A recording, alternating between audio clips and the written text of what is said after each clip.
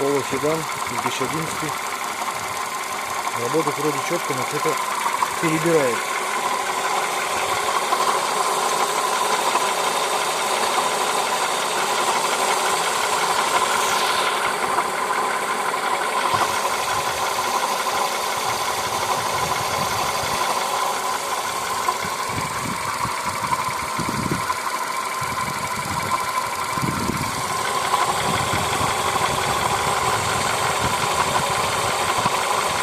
Вроде не генератор.